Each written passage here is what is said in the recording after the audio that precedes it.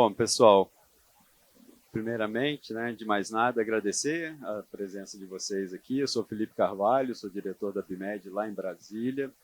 Vou ser o condutor desse painel, agradecendo aqui os nossos debatedores por terem aceito o nosso convite e vou passar a apresentação dos nossos debatedores. Aqui, ao meu lado direito, a doutora Mariane Pinotti, que é médica da mulher, consultora da Secretaria de Inovação Digital do Ministério da Saúde, está aqui representando a secretária Anistela Haddad, que teve um contratempo, está a caminho, mas muito bem representada aqui pela doutora Mariane. Obrigado, doutora Mariane. Ao meu lado esquerdo, a doutora Roberta Huber, assessora técnica da Secretaria Estadual de Saúde de São Paulo, fellow do CIBEX, Colégio Brasileiro de Executivos em Saúde, membro da Câmara Técnica de Saúde Digital do COREN, São Paulo, Conselho Regional de Enfermagem, com MBA em Health Tech, Gestão e Negócios de Saúde, membro do Conselho Deliberativo da FURP, Fundação por Remédio Popular.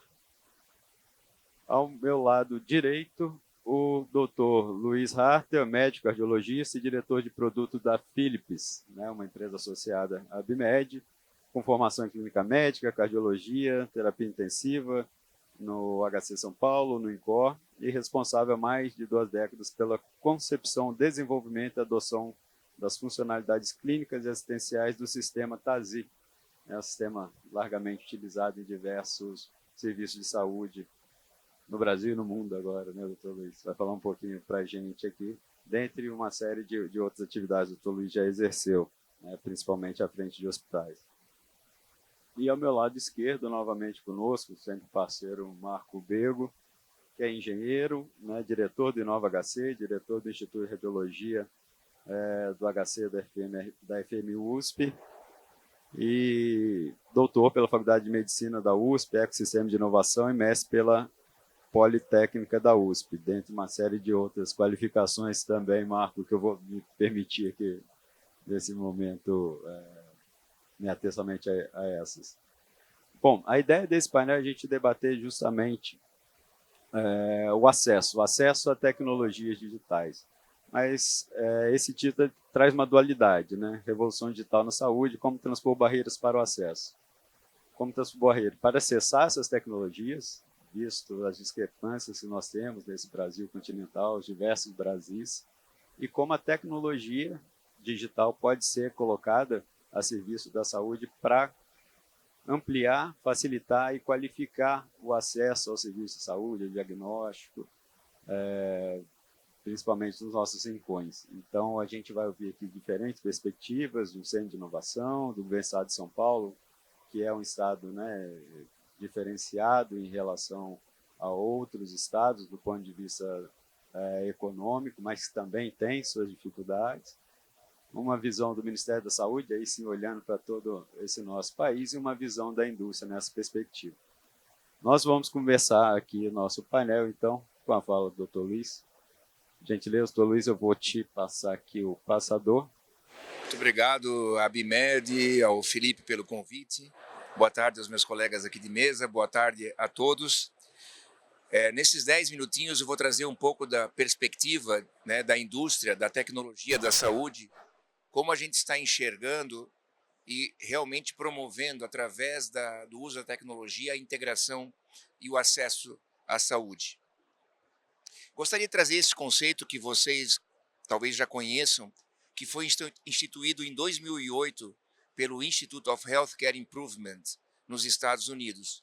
Até então, se conhecia, né, que para aumentar o acesso à saúde, isso implicaria em custo. E aí foi descrito pela primeira vez o conceito do Triple Aim, do objetivo triplo, que era você melhorar os resultados clínicos, você reduzir os custos e melhorar a experiência do paciente. Depois, em 2014, em função do burnout dos profissionais de saúde no mundo todo, e principalmente nos Estados Unidos, e essa escassez, foi incluído o quarto elemento no Quadruple Aim, que era a experiência dos profissionais de saúde. E agora, depois da pandemia, onde isso ficou muito evidente, se criou o conceito do Quintuple Aim, que isso foi publicado em 2022 no JAMA, que é o conceito do acesso e da equidade. Então, hoje a gente está vivendo uma era que, quando a gente pensa em saúde, essa é a nossa estrela do norte, que nós temos que pensar sempre nessas 5 dimensões: custo, resultados clínicos, experiência do paciente, experiência dos profissionais de saúde e acesso ao cuidado. Como a tecnologia faz isso? Todos conhecem os pilares da indústria, da revolução da indústria 4.0, agora 5.0. Tem a ver com conectividade, com mobilidade, com internet das coisas, interoperabilidade, cloud, Big Data Analytics, inteligência artificial, sistemas cyberfísicos, os robôs, realidade aumentada, reconhecimento de voz e a segurança e privacidade. Bom, tem esses pilares, esses elementos, mas quando a gente pensa em acesso, é fundamental a gente usar o pilar da conectividade, da mobilidade e da internet das coisas, que são as geradoras dos dados. Aqui eu vou expandir um pouco, através da interoperabilidade, os dados que vêm dos dispositivos médicos e não apenas dos dispositivos vestíveis. Como sistema de informação, né, e eu estou nesse trabalho no desenvolvimento de sistemas de tecnologia em saúde, mas sistemas de tecnologia da informação há mais de 25 anos, eles transformam a saúde. Através da documentação, uma documentação que se torna disponível digitalmente e não apenas ensilada dentro de um arquivo médico em papel, integração imediata de todos os processos da instituição e também fora da instituição, o contínuo do cuidado, as ferramentas tecnológicas que utilizamos para isso que eu mencionei há pouco, interoperabilidade para obter a excelência clínica e operacional, segurança do paciente e o acesso à saúde. Então, esses são, digamos assim, os benefícios atuais que a gente tenta colocar junto às instituições e à gestão populacional, aos cidadãos, à saúde como um todo. São esses os pilares que utilizamos através da tecnologia da informação. E, rapidamente, eu gostaria de trazer para vocês uma visão, como é que eu enxergo o futuro da saúde através dos sistemas informatizados.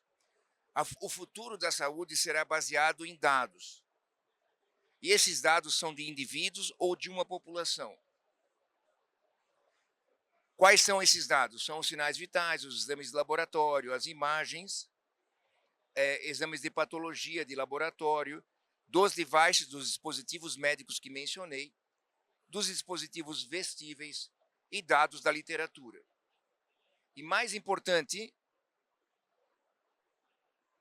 está um pouco pequeno aqui, ó, esses dados virão de dentro do hospital, de populações de baixo recurso, por exemplo, remotas ou rurais, e dentro da casa do paciente.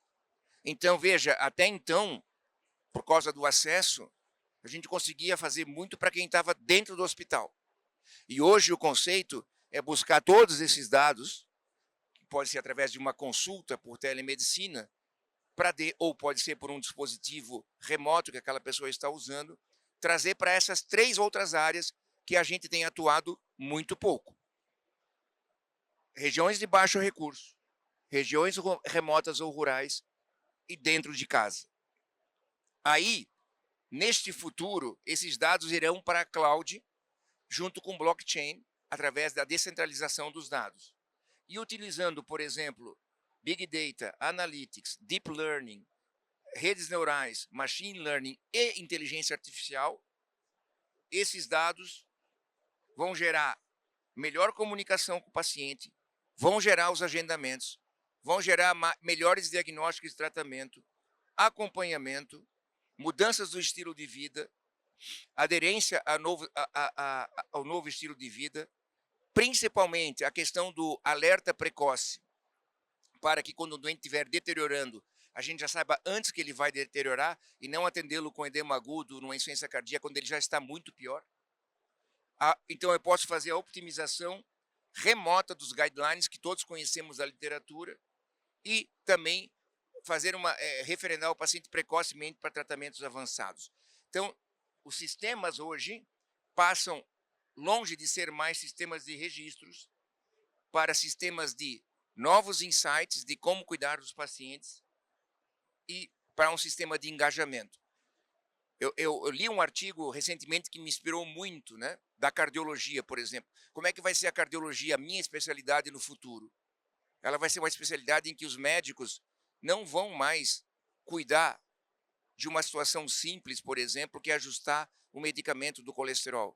A gente é muito caro para isso. Através desse sistema aqui, grande parte desse atendimento vai ser feito por outros profissionais de saúde, com a nossa aprovação, e os médicos então ficarão para os casos mais complexos. E assim a gente vai garantir, e isso é a previsão, né, um acesso até então que nunca houve para a população. Será que a gente tem uma escassez de médico?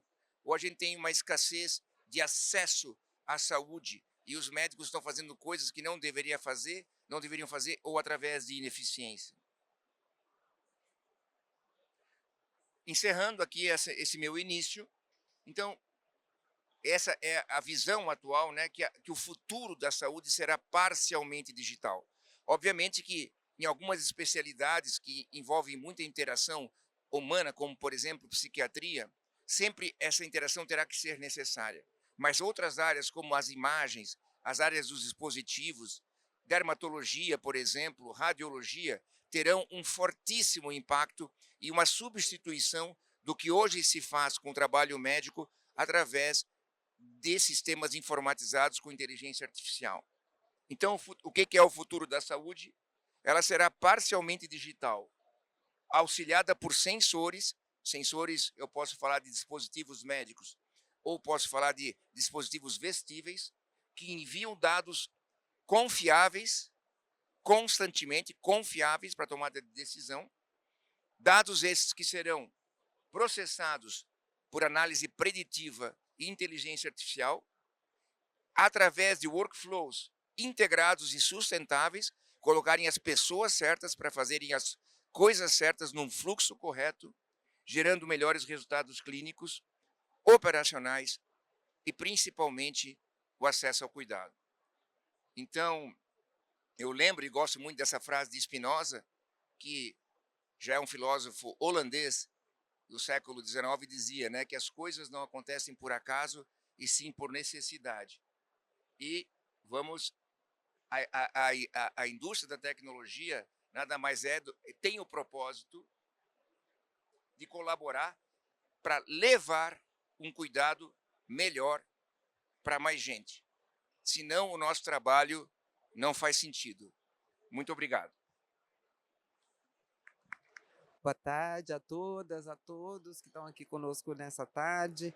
Muito bom ouvir a sua palestra, Dr. Luiz, cumprimentar os meus colegas aqui da mesa, agradecer me aceitarem aqui para substituir a secretária Anistela, que é uma missão sempre muito difícil, mas eu tenho trabalhado com ela desde o início da CEIDIG, da Secretaria de Informação e Saúde Digital, então acho que dá para a gente dar essa visão geral, né, do que o Ministério da Saúde, voltado aí para as políticas públicas em saúde, para a população inteira desse nosso Brasil, né? Lembrar que o preceito de universalidade do SUS, ele se desloca para as questões de saúde digital, com essa grande esperança de que a gente vai poder, num futuro, garantir acesso, principalmente acesso a mais pessoas, mas a gente tem uma enorme complexidade e precisa ter muito cuidado, né, na construção desse enorme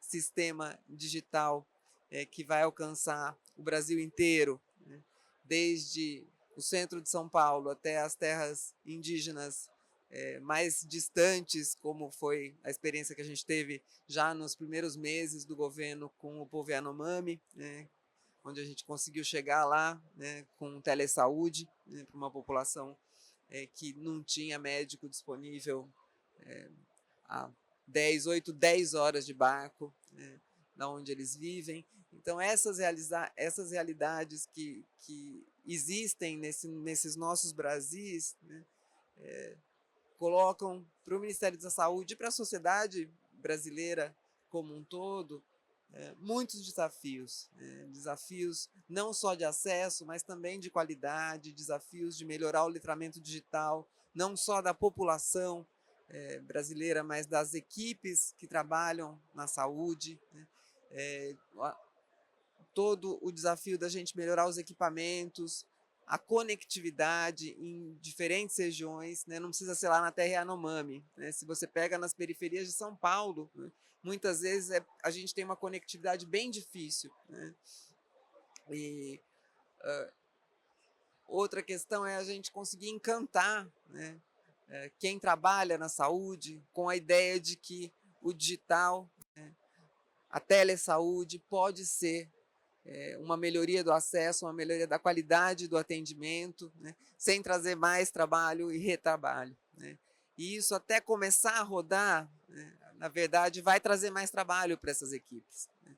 Então a gente tem que ter também um processo importante de formação dentro da saúde, e a gente acabou de ter, de fazer a seleção de projetos para o PET, né, que é educação, Programa de Educação no Trabalho na Saúde Digital, né. Foram mais de 400 trabalhos inscritos de diferentes universidades do Brasil inteiro, dos quais vão ser selecionados cerca de 80, e que tem essa ideia, né, de trabalhar a saúde digital lá onde as pessoas estão atendendo, onde a saúde está acontecendo, né. Outra questão que eu acho importante a gente trazer para o debate são as questões de segurança, né. Os dados em saúde da população brasileira são dados muito valiosos, né, e que a gente tem que garantir uma segurança muito importante para esses dados, né. Então, todas as questões de interoperabilidade dos sistemas, para a gente poder levar esses dados que o TASI coleta, que outros sistemas coletam para a Rede Nacional de Dados em Saúde, e nessa rede a gente tem uma segurança adequada para que esses dados não sejam usados de forma indevida, né, também é um pensamento importante que o Ministério tem, e é uma construção também difícil, né. Enfim, a gente tem uma altíssima complexidade para trabalhar, muita vontade de que isso tudo aconteça, né, num momento no mundo onde a saúde digital passa a ser uma realidade, né, mas sempre com um olhar, e eu vou terminar minha fala por aqui, porque eu acho que a gente tem bastante para debater, sempre com um olhar de não aprofundamento das desigualdades. Assim como a saúde digital, a telesaúde, a telemedicina podem ser um garantidor de acesso, né, ela pode ser também um aprofundador de desigualdades se não for usado de forma correta, nos ambientes corretos, com os objetivos a serem cumpridos, baseados nos preceitos do nosso Sistema Único de Saúde, que foi uma escolha de nós, todos brasileiros e brasileiras, na nossa Constituição Cidadã de 1988, né, que diz lá que a saúde é um direito de todos e um dever do Estado, e ela deve ser entregue de forma equânime para todas as pessoas que vivem no nosso país, sendo ou não brasileiros, né.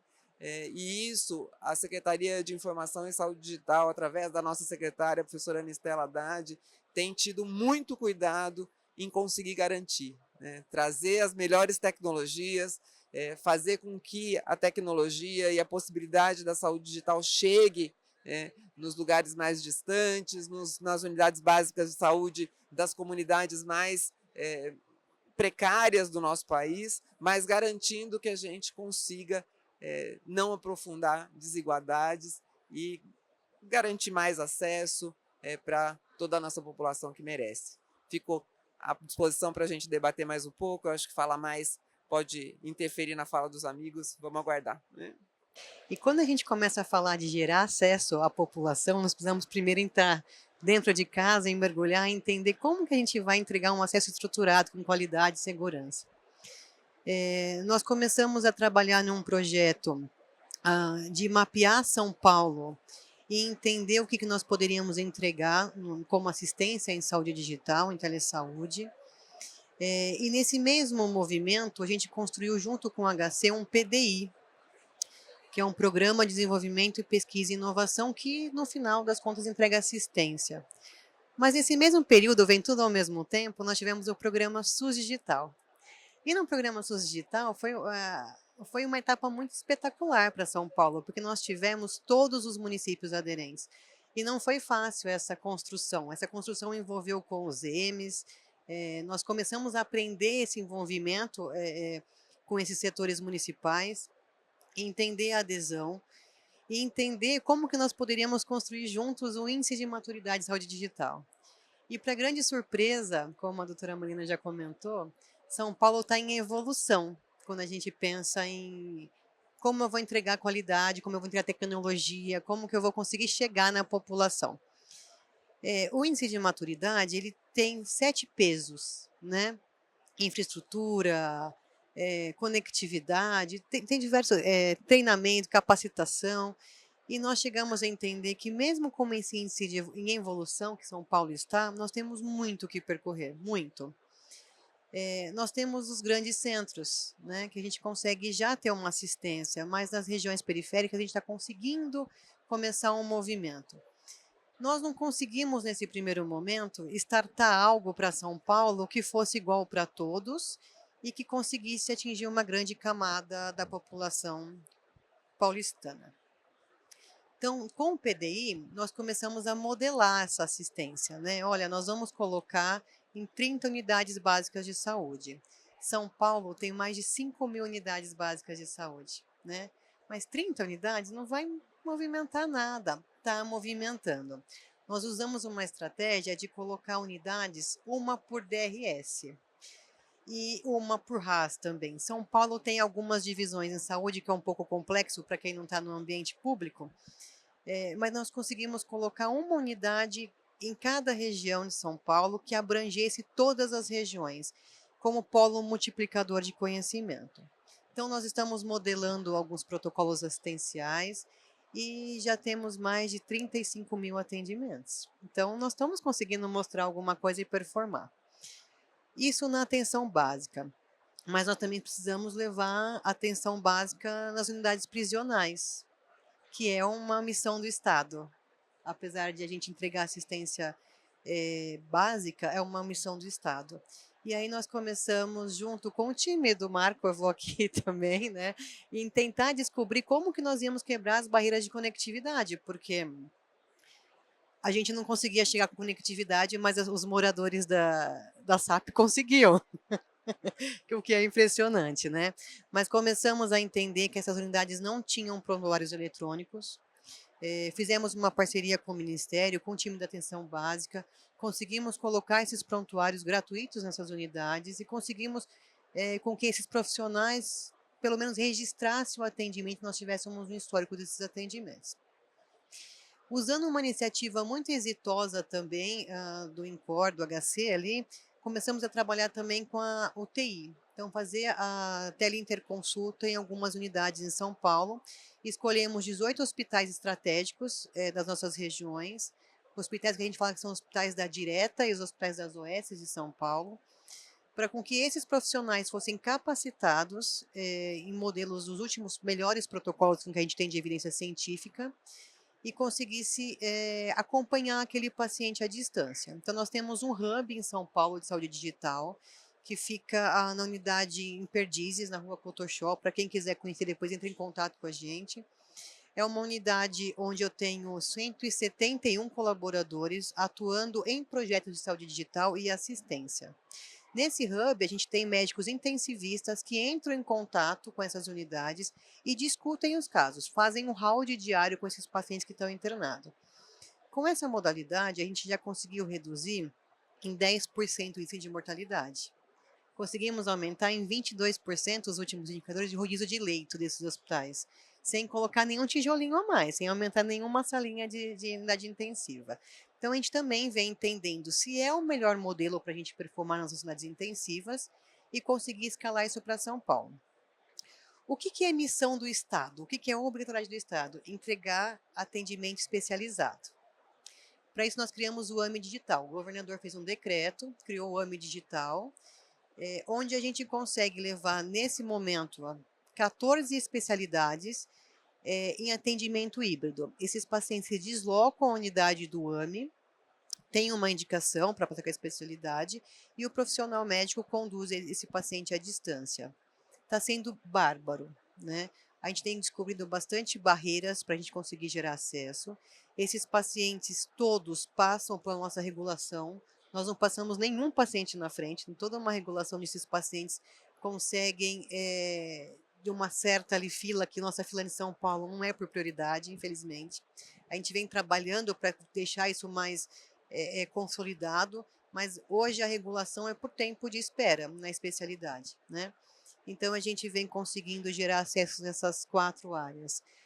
Temos diversas outras ações que eu acho que a gente vai depois comentar, Felipe, mas uma das nossas grandes ações também é entregar na palma da mão do paciente a informação em saúde. Então, nós conseguimos colocar dentro do poupa-tempo a informação de serviço para o paciente. A ideia não é trazer nada para o poupa-tempo do que tem no Ministério, já está pronto, já está feito no meu SUS digital, não preciso recriar a roda, já está lá. O que nós queremos entregar no poupa-tempo são serviços de São Paulo, né? E muita parceria, com muita conversa com o Ministério também, para a gente entender o que a gente pode ofertar para o cidadão. Lá vocês conseguem ver fila de transplante, para quem está na fila do transplante, que é uma fila transparente, consegue ver a fila da oncologia para quem está na fila, né? Então a gente está conseguindo trazer bastante visibilidade também dos nossos serviços. Por enquanto, acho que é isso, Felipe. Obrigada. Muito bom também. Bego, você. Obrigado, Felipe. Obrigado pelo convite. Luiz, Mariane, Beta. Boa tarde a todos. Já estive aqui de manhã, né? Já tem os rostinhos conhecidos. De manhã eu estava representando o professor Giovanni, agora sou eu mesmo, tá? O bom de ficar por último é que você vai, né, ouvindo as coisas e aprendendo ao longo do tempo. Então dá para dar uma organizada na fala de acordo com o que a gente vem colocando. Então o Luiz colocou muito bem a tecnologia disponível, como é que isso já está disponível para o paciente, toda essa parte digital, de como integrar dados, de como fazer a jornada totalmente digital. Mariane falou um pouco da preocupação com a infraestrutura, né, Mariane, e os equipamentos que estão disponíveis e que a gente realmente precisa sobre isso, a preocupação com os de dados. A Roberta comentou dos projetos que estão acontecendo, dessa integração aqui. E o que a gente faz no Inova HC, né? Nós geralmente somos o intermediário, a gente fica no meio disso tudo, porque o nosso trabalho é trabalhar casos de uso.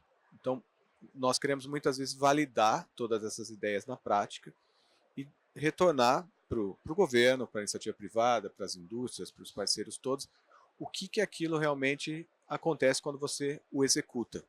Então, a gente geralmente procura condensar projetos em casos menores, para colocar em operação e daí sair resultados para que a gente tenha discussões mais pragmáticas e menos ideológicas. E aí eu vou só colocar 2 pontos, Thiago, para também dar fluidez. Um deles que a gente tem trabalhado muito nós trabalhamos muito com a inovação e dessas coisas todas novas que estão acontecendo.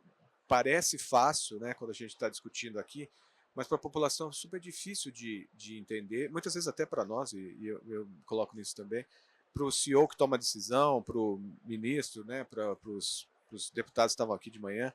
Então a gente tem trabalhado também em como comunicar isso que está acontecendo de uma forma que as pessoas entendam, de uma forma que você consiga se ver aquilo e fazer uma relação com o que acontece no seu dia a dia.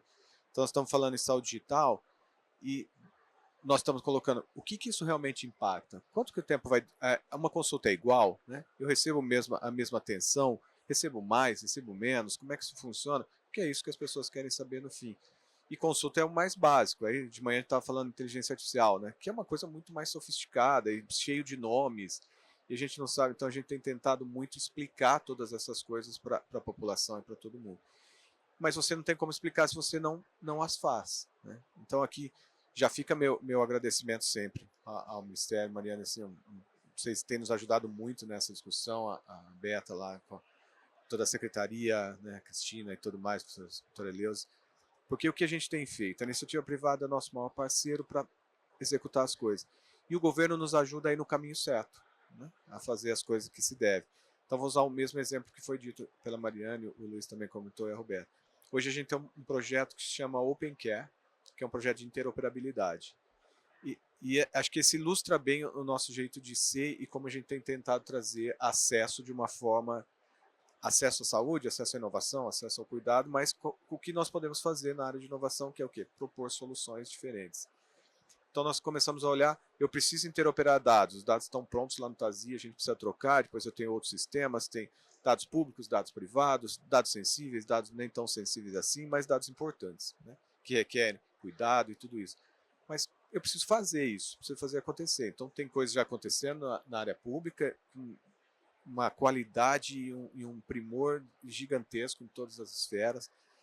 E o que eu tenho muito a dizer assim, pela primeira vez, uma maturidade muito grande na saúde, porque o Ministério fala com a Secretaria dos Estados, e não é porque a Roberta está aqui, que São Paulo funciona bem, mas eu estava falando com o pessoal do Rio de Janeiro e tem funcionado super bem também.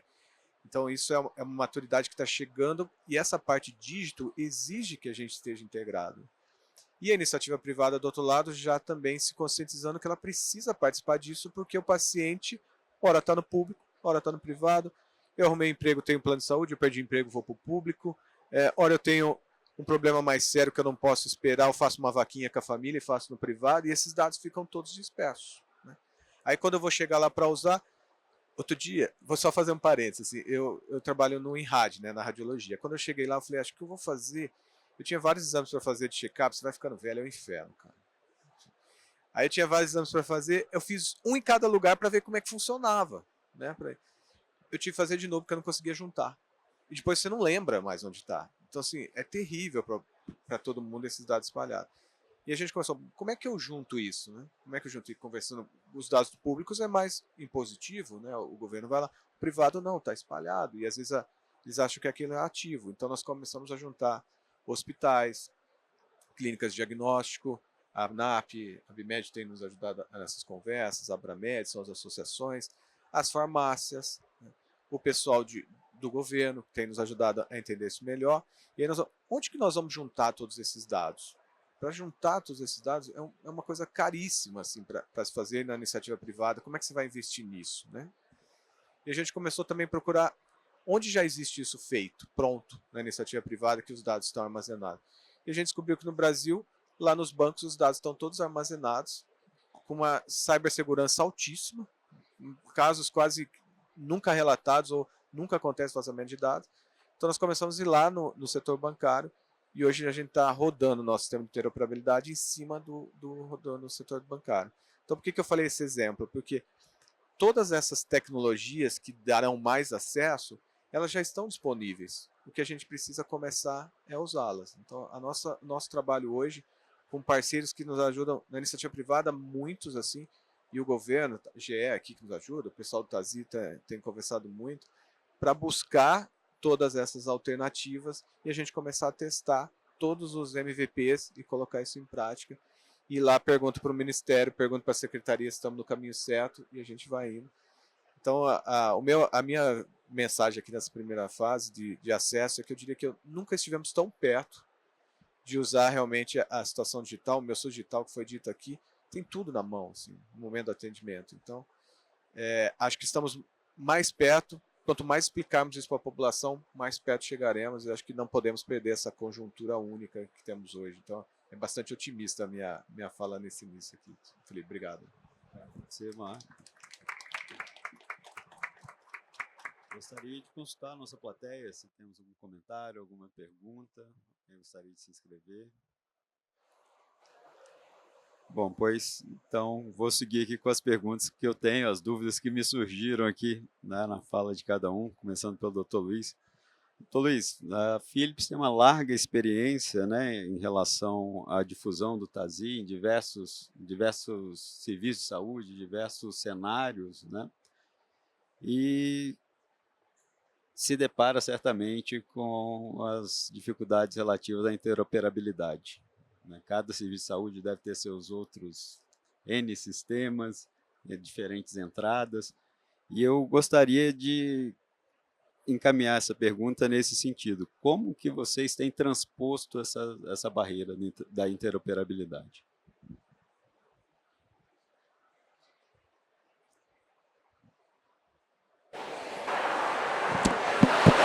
Alô? Ok, agora sim. Obrigado pela pergunta. Realmente, né, nessa caminhada, eu tenho tido o privilégio de vivenciar transformação digital da saúde no Brasil por mais de 25 anos. Né? Na verdade, a minha carreira digital começou em 1998. E como o Beco falou mesmo, a questão nesse caminho não foi falta de tecnologia. Eu acho que a tecnologia está aí, a gente pode fazer interoperabilidade pontual e a gente faz isso todo dia. Mas fazer de uma maneira sistêmica é muito mais difícil. Ela esbarra em duas coisas, né? E a gente tem discutido isso há mais de 20 anos. É a questão regulatória, porque a gente tem que garantir a proteção desse dado, né? Isso nunca ficou muito claro, porque na própria medicina é bastante difícil, porque mesmo que você autorize que teu dado seja exposto, talvez você não autorize uma coisa mais sensível que está no teu prontuário naquele consultório, por exemplo. Então, na verdade, a subida do dado, ela muitas vezes não é integral, ela é parcial, o que torna a gestão muito mais complexa. E outro problema, que também não é falta de tecnologia, é a ausência de aplicação de ontologias. Ou seja, eu preciso padronizar a saída do meu dado, porque o problema da interoperabilidade é que a maneira com que eu codifico hipertensão arterial num sistema ou num outro lugar é de um jeito e de outro jeito. Então, assim, como eu vou garantir que eu entendo que no sistema A hipertensão, eu consigo ler a hipertensão no sistema 2? Então, a aplicação também que eu estimulo muito, já falei com a professora Anistela também sobre isso, em relação à Rede Nacional de Dados de Saúde, ela inclui essa cura desse problema, que é a criação de ferramentas ontológicas que vão permitir que a gente, de fato, tenha uma interoperabilidade segura. Porque, senão, se você simplesmente sobe qualquer tipo de dado, ele não vai gerar transformação clínica. A gente não vai nem conseguir ler aquilo e, talvez, pela falta de consistência do dado, dados importantes não vão subir, como, por exemplo, uma alergia ou o uso de um anticoagulante, e o paciente pode ser fortemente afetado na conduta clínica. Então, eu creio que a gente vai passar por um momento de maturidade, eu diria assim, em torno dos atores, para que a gente consiga dar esse passo a mais. Acho que a gente nunca esteve tão perto. Entretanto, não é fácil. O problema é que é extremamente difícil. A própria Roberta comentou, existe muita assimetria, muita heterogeneidade em relação às características de cada unidade de saúde, de cada ambiente, de cada estado, mas a gente agora está discutindo, e discutindo de uma maneira que a gente tem visto resultados. O próprio Ministério tem, a gente vê pela a iniciativa do SUS Digital, construído já ferramentas que são a fonte primária de referência. Isso até então não existia. Pelo menos vacinas a gente já consegue ver, daqui a pouco a gente vai conseguir ver mais coisa, a gente vai conseguir ter jornada do paciente. Mas, enfim, é um trabalho constante, é um pequeno passo diário, mas estamos progredindo.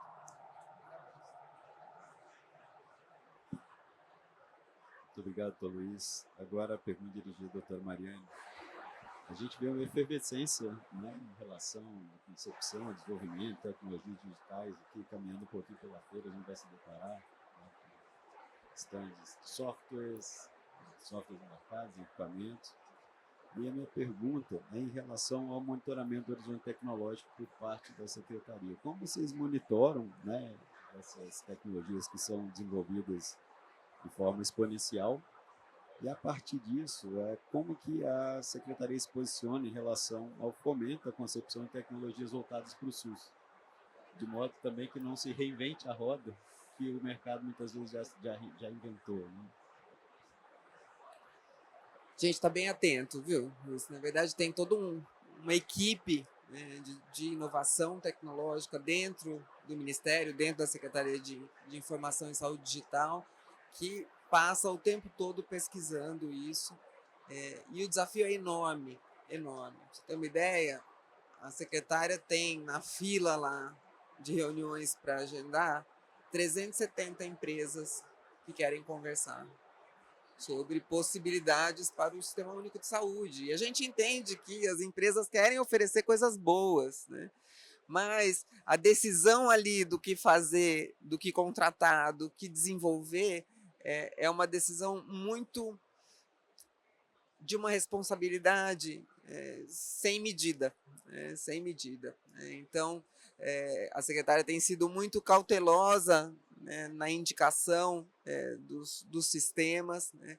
A gente tem uma outra questão que, graças a Deus, funcionamos numa democracia, e se vocês lembram lá, a conformação do Sistema Único de Saúde em atenção primária, secundária, terciária, dividida também em município, estado e federação, né? Nós temos uma enorme discussão a fazer, né, com cada um dos municípios, né, da federação, que tem a sua autonomia, né, com cada um dos estados, né, para tomar essas decisões. Então, assim, nós temos hoje um modelo de prontuário que a gente sugere para os municípios, mas que a gente não tem como obrigar o município a implantar, né? A gente tem um modelo de prontuário hospitalar, que a gente tem sugerido, mas também não tem como obrigar, né? Muitos municípios e estados desenvolveram sistemas próprios e que hoje funcionam com uma quantidade de dados enorme, e que, se você for migrar, você pode perder todas as questões de interoperabilidade altamente complexas nisso. Hoje, no SUS, rodam em torno de 480 sistemas, né? Alguns interoperam, outros não, né? Então, é bastante complexo, Luiz, é bastante complexo, mas o que eu tenho para dizer é que o Ministério está muito atento às novas tecnologias, né? Tem se colocado muito aberto a discussões. A gente fez outro dia um dia inteiro com o Inova HC, né? Semana passada a secretária foi conhecer todo o sistema de telesaúde do Piauí, que tem sido um case ali, né? Mas tudo isso com sempre esse olhar, né, da segurança, de fazer um terreno fértil para que isso possa crescer depois e não tenha um atravanque lá na frente, né? Isso tudo faz parte da responsabilidade do Ministério, e a gente tenta garantir segurança, não só a segurança dos dados, mas segurança de que esse sistema seja robusto o suficiente para ser permanente, para continuar melhorando, né? Mas que não que se sustente em si mesmo, para um próximo governo não entrar e desmontar tudo, a gente tem que montar tudo de novo, né? E, por fim, você comentou da conversa, acho que alguém comentou da conversa com os estados, que tem sido muito produtiva, né? A gente tinha um pouco de medo, porque essa questão na política é sempre um problema, né? O que entra quer acabar com aquele que saiu, já pensando na eleição do próximo, né? E tem sido muito frutífera, né? Essa questão do Índice Nacional de Maturidade em Saúde Digital foi uma surpresa muito boa para todos, porque a adesão não era obrigatória, os municípios poderiam aderir se quisessem. A gente teve 100% de adesão de todos os municípios do Brasil, todos os estados, né? Então, hoje a gente tem em mãos essa enorme pesquisa que nos diz que no município, sei lá, de Pataxó, não sei aonde, tem um computador, né? Tem rede ou não tem rede, tem profissionais que atuam ali ou não, tem algum tipo de letramento digital para as equipes de saúde, existe algum programa extra de telesaúde ou de saúde digital rodando ali que não seja do Ministério. A gente tem todos esses dados na mão, e a gente tem trabalhado esses municípios agora um por um, né, que também é um enorme desafio, né? E eu confio nisso aqui, né? Eu acho que isso é o que vai dar certo, e a secretária também confia. Acho que a união, né, do governo com a iniciativa privada, com o terceiro setor, que tem sido também um fomento importante para a gente, né? A gente tem trabalhado bastante, por exemplo, com as mulheres do Brasil, né? São 130 mil mulheres numa rede, né? Meio coordenada, mas hoje muito independente da própria Luísa Trajano, né? Que estão em todos os municípios do Brasil, e que tem uma permeabilidade, às vezes, maior do que o governo, né? A gente pode falar com essas pessoas lá, falar com as pessoas que estão participando. Então, eu acho que é uma tarefa que, lógico, o Ministério tem que ter uma certa coordenação, mas é uma tarefa de todos. Eu acho que a gente tem avançado bem nesse sentido, de conseguir trazer todos os players juntos para a gente poder pensar juntos o que vai ser essa transformação e a gente ir implantando o que a gente acha que está robusto e que está posto para ser um alicerce, né? E sem esquecer e sem deixar de enxergar todas as iniciativas, como é a de São Paulo, como é a do Piauí, como é a do Rio Grande do Sul, né, que fazem a saúde digital já rodar de alguma forma e que a gente tem que dar continuidade a isso sem interromper, né? Então é um baita de um desafio, mas é um desafio bom, né?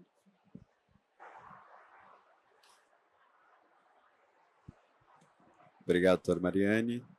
Agora eu vou direcionar a pergunta à doutora Roberta e abordando aqui um aspecto, tanto na fala da doutora Roberta quanto da doutora Mariane, que é o letramento digital. Não adianta disponibilizar a tecnologia se a gente não sabe usá-la, empregá-la da melhor forma, né? Nesse sentido, dentro das diferentes ações que a senhora citou na sua fala da Secretaria de Saúde aqui em São Paulo, eu queria saber se há algum programa ou ação voltada a capacitar os colaboradores da Secretaria na perspectiva do letramento digital. Muito bom. Você sabe que quando a gente chegou no estado, nós fomos pesquisar quem tinha formação em saúde digital. Não encontramos, né? Dentro do nosso PDI, o nosso grande pilar é capacitar pessoas.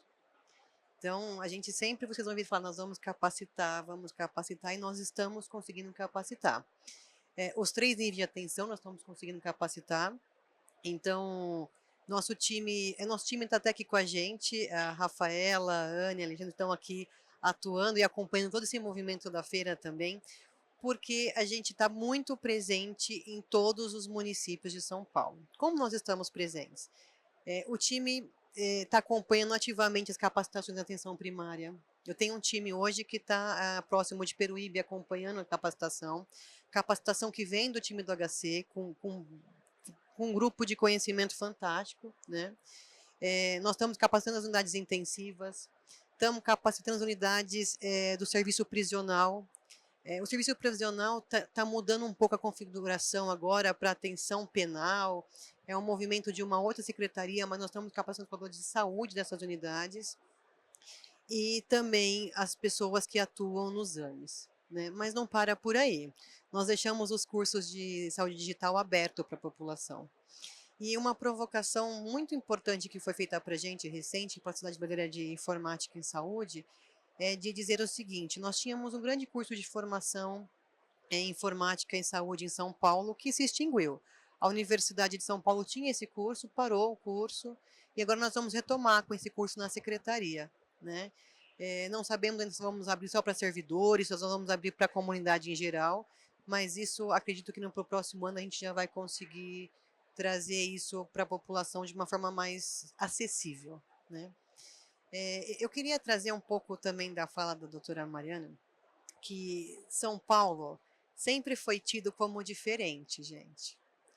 Eu participo da Câmara Técnica do CONAS em Saúde Digital. A primeira vez que eu cheguei em Brasília, eu ouvi assim: São Paulo sempre chega atrasado nas reuniões, sempre sai mais cedo. Eu falei: opa, então com nós agora vai ser diferente. A intenção do governo de São Paulo tem time técnico, nós somos apartidários. Então, por isso que esse envolvimento tão bacana com o Ministério, esse envolvimento tão bacana com o CONAS, com o CONASEMES, nós somos técnicos, nós queremos entregar a melhor qualidade assistencial para os nossos pacientes, nós estamos conseguindo, né?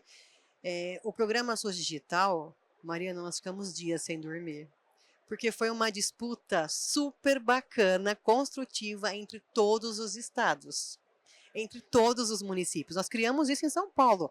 Nós ligávamos para os municípios, falávamos com os diretores responsáveis pelas DRS. Olha, nós precisamos colocar São Paulo lá em cima. Mas nós também colocávamos outros estados lá em cima, né? Era uma competição super saudável, super construtiva. Nós tivemos em São Paulo o primeiro congresso de transformação digital junto ao Ministério e junto ao HC. Isso foi em agosto de 23. Não foi um movimento fácil de a gente construir, porque tinha um movimento político envolvido. Nós tiramos o movimento político envolvido. Nós somos técnicos, deixamos muito claro. E conseguimos trazer todos os estados para participar desse evento, com muita participação do Ministério, trazendo ali o que o Ministério queria para todos os estados. São Paulo não vai ser mais diferente. São Paulo vai trabalhar com transformação digital. Adotamos um prontuário eletrônico. Olha só que bacana. Ficamos um ano discutindo isso com a PGE para entender que nós tínhamos que trazer para São Paulo um prontuário em comunidade, código aberto. Porque nós não temos dinheiro, nós não temos recurso para aplicar iniciativa nesse momento privadas de prontuário, infelizmente. Porque nós conhecemos prontuários de mercado e sabemos o quanto bons eles são, né? Mas nós vamos junto com a Transformação Digital 2028, que é trazer o prontuário em comunidade. Conseguimos a aprovação depois de um ano, não foi fácil. Não foi fácil, e nós vamos trazer o AGHUSE para São Paulo.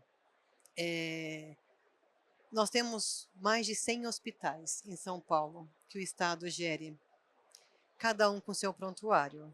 Eu não tenho informação dos pacientes que passam no hospital 1, 2, 3, não tenho essas informações. Então, quando a gente chegou no governo, a gente retomou uma conversa com o BID para trabalhar com barramento digital, né? Nós precisamos dessas informações. Nós temos hospitais com o mesmo prontuário que cada um tem um código diferente do outro. Os bancos não se conversam, né? Então, nós vamos tentar deixar um legado. Isso não é fácil, é um movimento que envolve muitas pessoas, mas a gente não vai desistir, porque às vezes dá vontade. Porque a burocracia ela é muito grande, né? Mas e quando é que a gente começa a ver o passado de 2 anos e meio de governo, com total parcerias, a gente entende que nós estamos no caminho certo. E nós somos instigados pelo nosso secretário a todo momento. Vocês precisam entregar qualidade assistencial. Só que para a gente chegar na assistência, e vocês vão ouvir São Paulo falando muito nisso, nós não queremos entregar qualquer assistência. Nós já queríamos, se fosse pensar pela Roberta, a doutora Cristina Balestrin, a doutora Priscila, já está com todas as unidades de AME já instalada a telesaúde. Mas a gente entregar só o serviço sem ter qualidade, não dá. Vai ser o mais do mesmo. Eu não estou tendo nenhuma crítica pelo que nós pegamos anteriormente, de jeito nenhum. Nós só queremos deixar algo positivo para construir e para dar um segmento. Então, é o que a gente deixa como mensagem. São Paulo não é diferente, gente. Venham com a gente para a gente realmente deixar ele robusto em saúde digital, para a gente começar a ser exemplo para todos os estados. Obrigada. Esse microfone.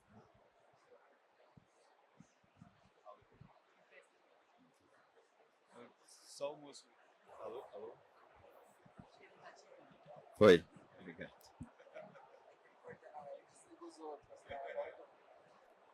Bom, obrigado, Roberto. Agora, doutor Marco, para fechar aqui com a gente. Você que interage com todos os atores desse ecossistema público, privado, startups, grandes empresas, ministério, secretaria estadual, acredito que no âmbito do município também, né, e participam de diversos fóruns de debate.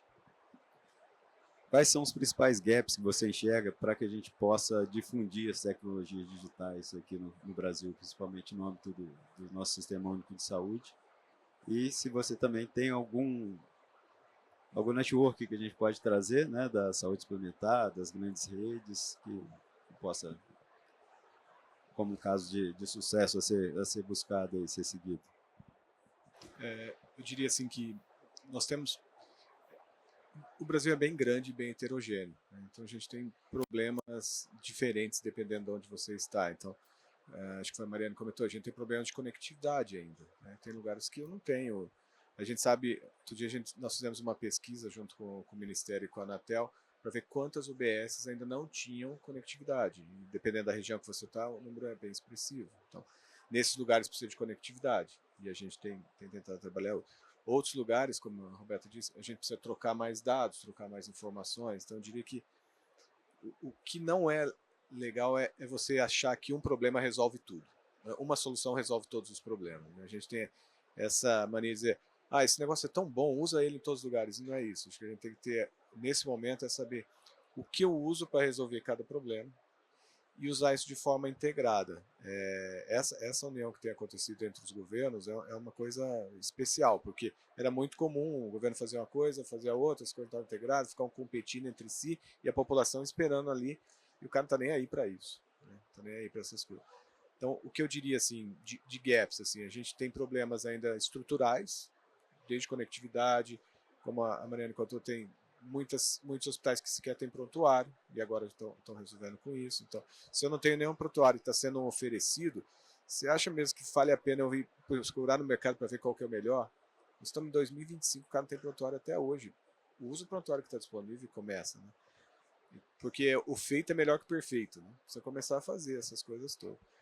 Aí depois subimos mais um nível, talvez a gente tenha esse gap de integração de dados, que é uma coisa que ainda gera muitos problemas, e hoje o conjunto mínimo de dados já está praticamente pronto, então já dá para começar também a fazer essa estrutura, que acho que resolveremos em breve várias situações que isso pode causar, e no final é o entendimento. Eu acho que uma coisa importante é o letramento, falou tanto do profissional quanto da população, eu saber o que é aquilo, onde eu procuro, é sofisticado. Você viu a quantidade de siglas que a Roberta falou que a gente tem, assim, é impossível para a população comum, para o cidadão comum entender tudo isso.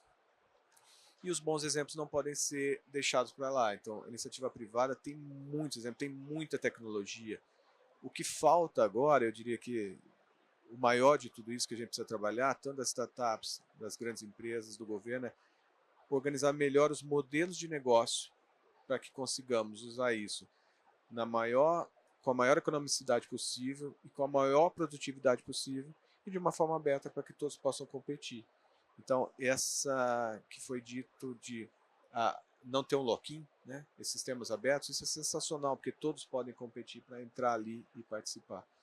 E o seu fechado também entra ali para participar. Então, acho que esse modelo de negócio é onde devemos agora talvez trabalhar, porque as tecnologias já estão disponíveis e é difícil usá-las, né? Tem muito regramento, é difícil para o gestor tomar decisão e eu estava eu converso sempre com o governo.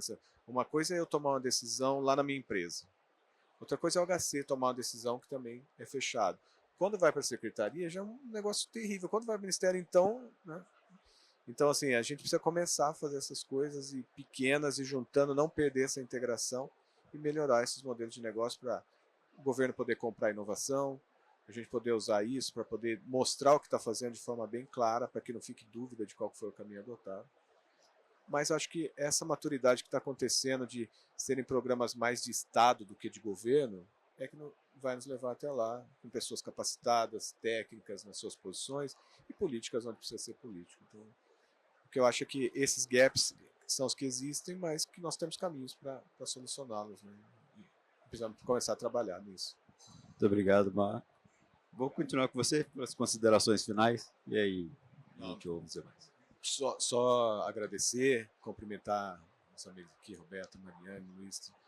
Sempre aprendo muito quando estou em discussões como essa. Cumprimentar todos vocês. Muito obrigado por me aguentar 2 vezes aqui hoje. E obrigado pela BIMED, pelo convite. Muito, muito, muito gentil. Obrigado. Roberto.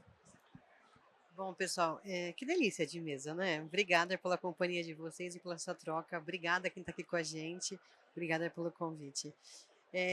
Eu queria deixar para vocês a nossa página de dados de informações da Secretaria de Estado aberta para vocês. Chama NIES. Se vocês colocarem lá NIES, vocês vão conseguir acessar. Nossos dados e informações estão abertas, tá? E quanto mais informações a gente conseguir consolidar, nós vamos colocar aberta para a população. Então lá vocês conseguem acompanhar tabela SUS paulista, vocês conseguem acompanhar os indicadores de telesaúde, saúde digital. Tem bastante informações de vacina, tá bem bacana, tá? Parabéns pelo evento, eu fico à disposição, né? E o Estado também está à disposição. E retomo aqui o reforço da parceria com o Ministério, com as empresas privadas e também com o HC. Obrigada.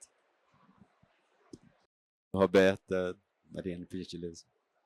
Agradecer o convite, agradecer os meus colegas e minha colega de mesa aqui. Foi realmente uma discussão muito interessante, muito positiva, como tem sido as discussões em cima da saúde digital.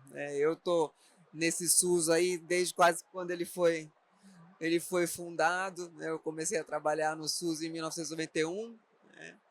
E, enfim, nem sempre foi tão fácil assim a gente sentar numa mesa juntos, Estado, municípios, HC, né, e empresas. E eu acho que esse é o grande segredo para a gente sair vitorioso mais para frente. E a vitória não é uma vitória própria nossa, é uma vitória principalmente de quem mais precisa do Sistema Único de Saúde, que é o nosso orgulho maior da saúde brasileira. Acho que essa opção corajosa para oferecer saúde para todas as pessoas dentro de um país, a gente não pode deixar essa peteca cair.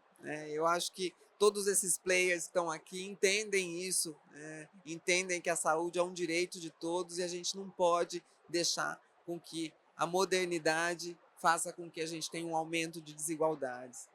Então, eu acho que é um pouco o lema da minha vida, foi o lema da vida do meu pai. Eu continuo hoje trabalhando ao lado da Ana Estela, hoje com muita honra, porque eu sinto que também é o lema da vida dela. Enquanto quem tem mais não olha por quem tem menos, a gente nunca vai ter um mundo melhor. Os jovens pensam muito assim. Eu estava conversando com uma amiga que eu fiz hoje aqui, e dizendo que os jovens são muito corajosos, e está na mão da juventude essa grande mudança. A gente está aqui mais um pouco, vamos conseguir construir um alicerce, você é muito jovem ainda, vamos conseguir construir um alicerce, deixar isso meio que programado, mas está na mão dessa juventude a continuidade disso e a continuidade da garantia de que a gente tenha um planeta, um país, que cuide de todos de forma igual, porque a gente não veja mais essas tristes guerras, essa falta de saúde, essa falta de acesso, essa falta de comida no mundo. Eu acho que é um pouco disso que se trata. A gente senta aqui para conversar com bastante termo técnico e tal, mas o que a gente quer lá na frente mesmo é que as pessoas tenham cumprido o seu direito de atendimento em saúde, e vamos continuar nessa guerra, por isso que essa é uma guerra boa para a gente lutar juntos. Obrigado, doutora Mariane. Doutor Luiz, por favor. Alô? Bom, agradecer novamente o convite, Felipe, agradecer aos meus colegas de mesa, foi um prazer conhecê-los todos pessoalmente, eu gostaria de trazer a mesma reflexão, que a doutora Mariane falou. Eu acredito realmente, que temos que cuidar muito para que a tecnologia, que vai seguramente aumentar o acesso, ela não aumente isso de forma desigual. A própria inteligência artificial, por exemplo, que tem algoritmos de reconhecimento facial muito precisos, ele é muito menos preciso, por exemplo, na comunidade negra, trazendo vários erros de identificação de pessoas, levando pessoas, por exemplo, a sistemas prisionais. Inadequadamente, isso não acontece com a população branca. Então, assim, na inteligência artificial, essa questão da equidade tem sido um grande desafio mundial, porque ela tem muito bias.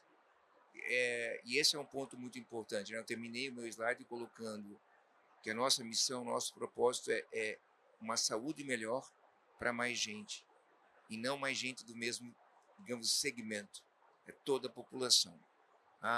Acho que nós estamos à disposição. Esse foi o nosso princípio quando a gente começou o sistema, no hospital número 1. Foi um princípio sempre de trazer a informação para o ponto de cuidado. Eu fui formado também no HC, no INCOR, e eu percebi lá no Sul que a formação, uma excelente formação, ela era frágil diante da falta de informação. Então eu pensei, mesmo uma formação mediana com muita informação, essa pessoa vai entregar um cuidado melhor. E hoje, e foi isso que a gente fez. A gente fez a informação chegar no momento de tomada de decisão. E isso é que transforma a saúde. Você, como o Marcos comentou, que ele não conseguia, dentro do local que trabalha, juntar os exames. A informação se perde. E o médico que vai tomar a decisão, ele é médico, ele sabe, mas se ele fosse leigo, ele dependeria completamente que aquela informação chegasse ao médico para a tomada de decisão. Quanta ineficiência, quanta dificuldade de acesso, mesmo depois de tanto tempo. Então a gente está à disposição de uma forma, diria assim, neutra, de colaborar nas discussões da saúde digital no Brasil. Sempre tivemos, sempre pensando de que o nosso objetivo é o mesmo, independente de a solução vir do mercado privado ou do mercado público. Muito obrigado pela oportunidade de estar aqui com vocês. Obrigado, doutor Luiz. Em nome da BIMED, agradeço a todos os participantes, nossos debatedores, a plateia. Gostaria de fazer um agradecimento especial ao time da Gerência Geral de Tecnologia e Produtos da Saúde, da Anvisa, que acompanhou esse painel, acompanhou o painel de IA mais cedo também. Sei que a Anvisa está revisando, né, toda a discussão de regulação de software como dispositivo médico, e em breve também vai ter a IA, né, se o projeto de lei caminhar aí da forma que está se aventando, onde as agências reguladoras setoriais também vão ser chamadas a olhar para isso. Obrigado a todos, continue acompanhando nossas atividades aqui na feira.